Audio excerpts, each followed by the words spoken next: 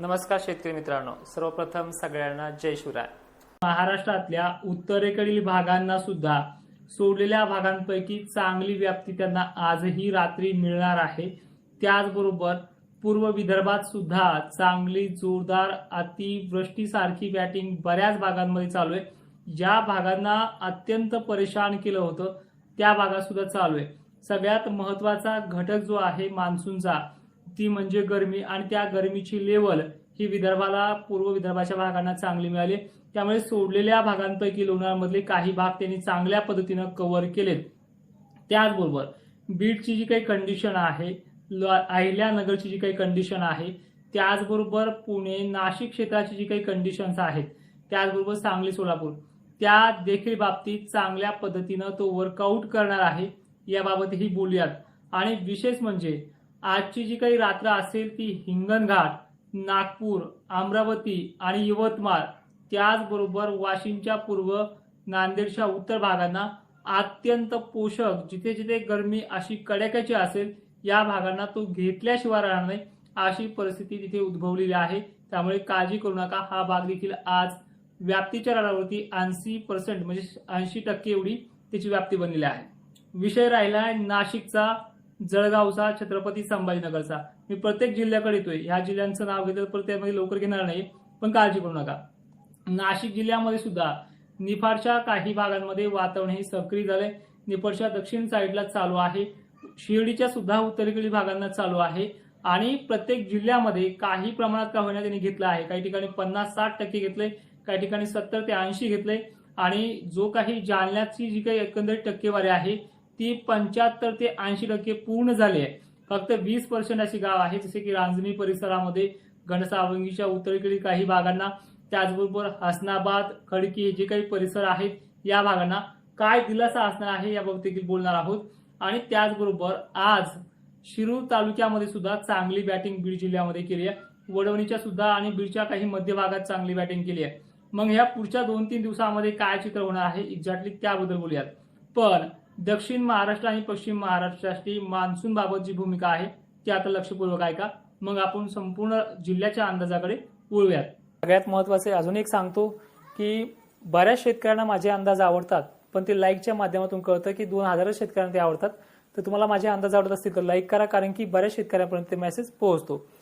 जेव्हा जेव्हा मान्सून आलाय तेव्हा तेव्हा ह्युमिडिटीची जी काही लेवल आहे ती सातारा, पुणे ग्रामीण भाग, सांगली ग्रामीण भाग, सांगली जिल्हा, सातारा जिल्हा, त्याचबरोबर सोलापूर, पंढरपूर आणि बीड भागामध्ये, तसेच दक्षिण महाराष्ट्रामध्ये पाण्याच्या थेंबाची जाडी कमी राहिली हे 2 दिवसापूर्वी बघितलंय। पण आता इथून पुढे गरमीचे लेवल्स वाढणार आहेत, वाऱ्याची तीव्रता आहे, पण घाबरण्यासारखं काम नाहीये। उद्याची 27 तारीख सुद्धा अहिल्यानगरमध्ये सोडलेल्या भागांमधल्या काही भागांना 100% व्याप्ती उद्याही नाहीये, पण सोडलेल्या भागांपैकी काही गावांना तो उद्या कव्हर करणार आहे।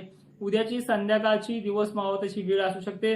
त्याचबरोबर अकोला, अमरावती, वर्धा, चंद्रपूर, गोंदिया यांना उद्याही आहे। सलग 4 दिवस यांना पाणी चांगलं असणार आहे, पण पाणी चांगला पडल्याशिवाय इथे पेरणी करू नका हा सल्ला असेल।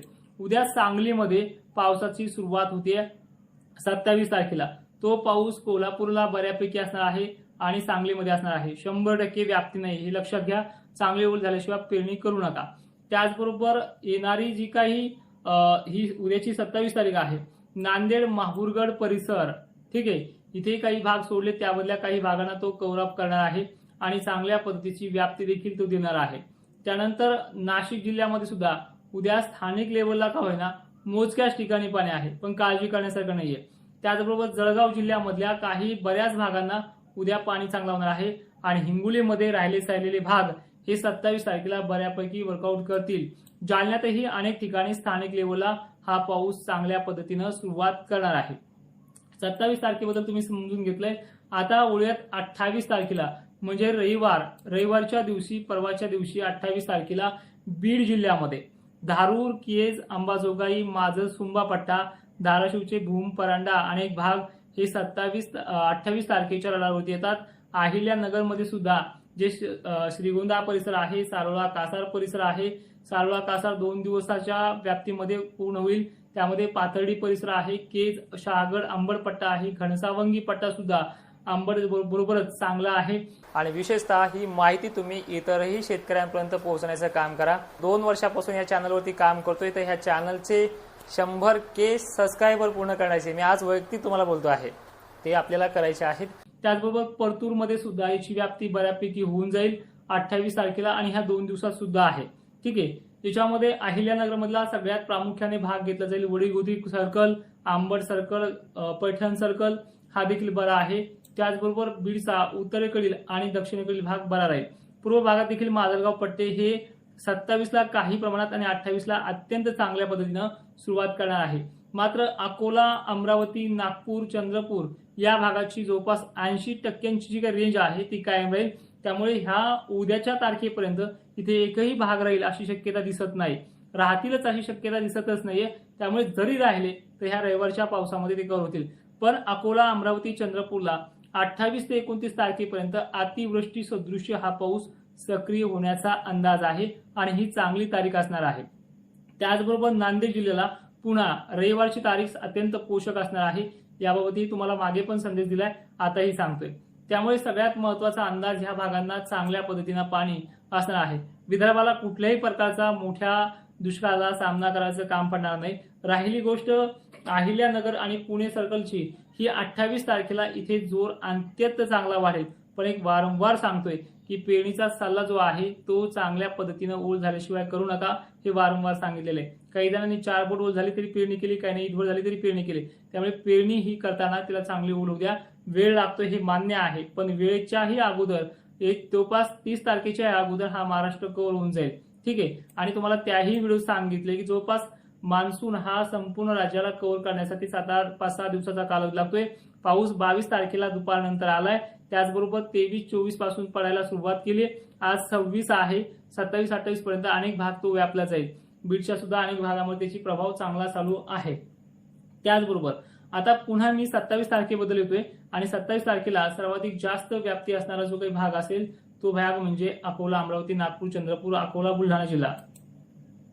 28 तारखेबद्दल सांगायचं म्हटलं तर रविवारी नाशिक जिल्ह्यामध्ये प्रभाव पडायला सुरुवात होईल. वाऱ्याचा जोर जास्त असेल आणि अनेक ठिकाणी दमदार पावसाला सुरुवात होईल. यामध्ये प्रामुख्याने मालेगाव, नांदगाव, येवला याचा भागाचा समावेश असा आहे. वैजापूर, छत्रपती संभाजीनगर, कन्नड, सिल्लोड आणि त्याचबरोबर बदनापूर, जालना या भागाचा समावेश जास्त आहे.